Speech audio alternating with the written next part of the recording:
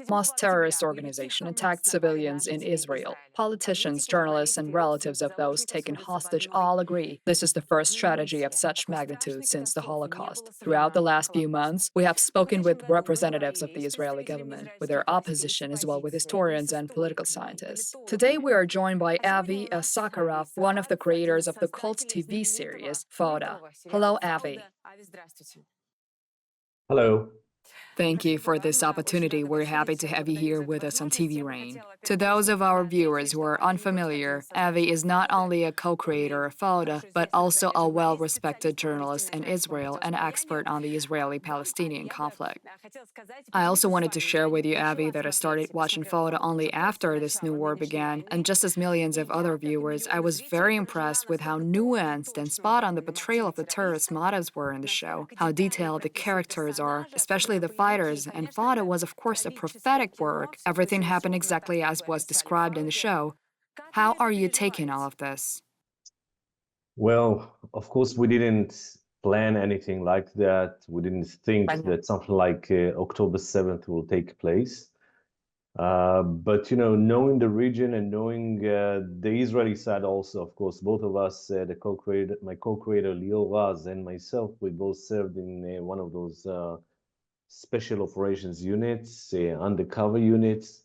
So we know more or less about the landscape, about the political landscape, and about the existence of those terrorist groups. And we try to make a scenario or a script that would relate to reality, that will have some kind of a connection to reality. It's not a real show, of course. I mean, Fauda is not a documentary. Fauda, at the end of the day, it's just fiction, but it's fiction that we try to root inside the Middle Eastern reality. Yes, this reality is very complex, and as I understand it, many of those who were involved in the production of Fauda enlisted to fight in this war, and unfortunately, 2 of them were already killed. So, in light of these events, is the production of Season 5 underway, or should Season 5 even be expected to be released? I'm sure this is the first question on many people's minds. Yes, hopefully we are going to do Season 5. That's the plan. We started to write the 5th season a few months before the war, before October 7th, but we wrote a completely different scenario.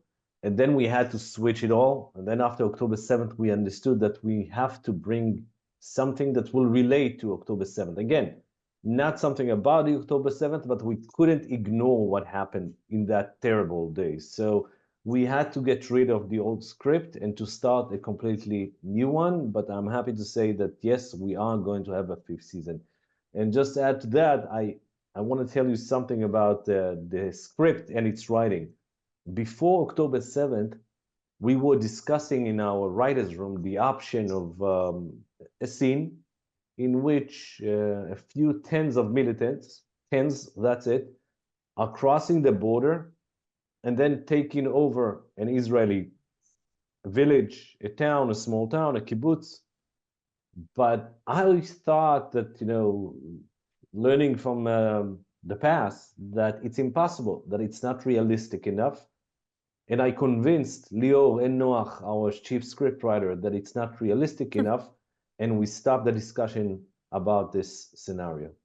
This is truly incredible. Of course, I'm not going to ask you about the plot of the new season or if all the characters make it out alive, although I'm sure everyone would be very interested to find out. But let me ask you this. When should we expect to see Season 5 of Fauda?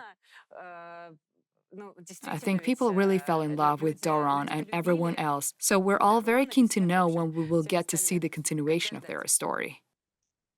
So I don't know yet when exactly. I guess that around 2025 it will be aired. I don't know if at the beginning, at the middle of 2025, but definitely the plan is to be on air on 2025. And I hope that this time you won't wait 8 years till you will see that season. I think it's very important that Fauda doesn't paint a black and white picture. That is, it's obvious which side the audience should sympathize with, but at the same time, some of the IDF's methods are questionable, to say the least. Would you say that they were true in real life as well, especially now that there is a war going on and so much criticism is directed at the IDF from the UN, various politicians, and other groups? Would you say that these criticisms are at least partly justified? No, I don't think that the criticism is deserved. I think that Israel is doing everything possible in order to protect itself from a terrible terrorist organization that declared a war on the state of Israel. And just as a reminder to the audience here, on October 6th, there was peace between Gaza and Israel. Well, not peace, but there was quiet between the two sides, between Hamas and Israel.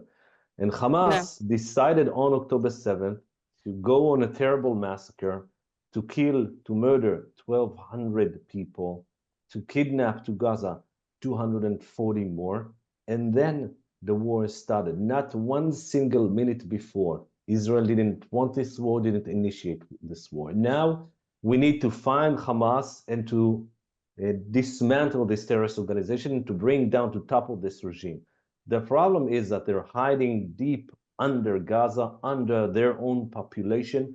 They're using their own Palestinian civilians, citizens, colleagues, friends, families as human shields.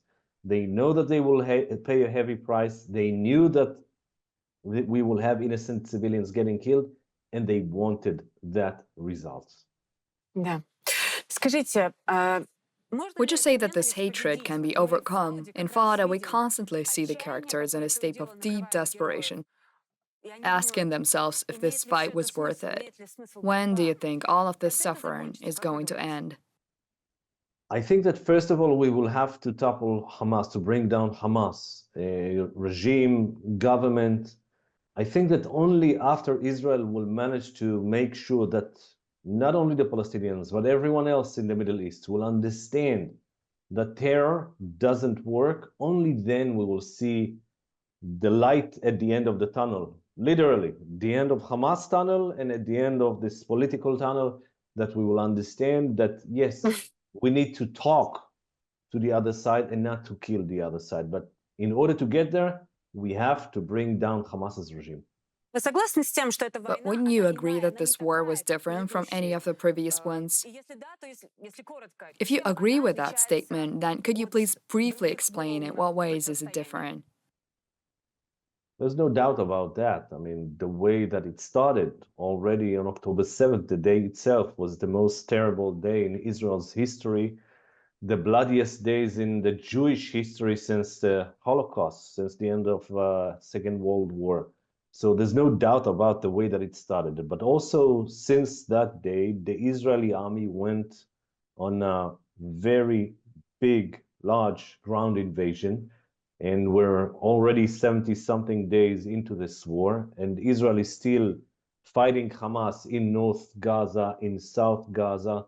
And it's going to take a while. It's not going to end in a few days or in a few weeks. And even after the big ground invasion will end, it doesn't mean that the war will end, because Israel will continue an attack using some different methods, but it will continue an attack Hamas. Wherever it will operate, wherever it will exist, Israel will attack Hamas. So in this sense, it's completely different comparing to anything that we've seen before. No doubt the scale and the sheer brutality of it is still hard to comprehend. Avi Issacharoff, journalist, war correspondent, and one of the creators of the Fauda TV series, joined us live from Israel. Thank you very much. We discussed the horrific contemporary pages of Israeli history, while many of the hostages remain in captivity. We operated in Russia for 12 years, and the government tried to get rid of us 3 times. We had to leave, forced out of the country by new repressive laws after the first week of the war. Our freedom crushed by the authorities. Мы временно приостанавливаем работу телеканала.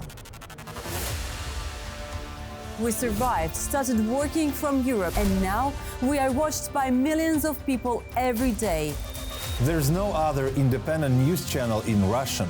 We have now decided to tell the truth about Russia in English as well. so that you could get news about Russia, the war in Ukraine, and Russian society directly from the source. We want to tell you firsthand what is really happening in Russia. Subscribe to TV Rain Newsroom on YouTube and let's take a look at our future together.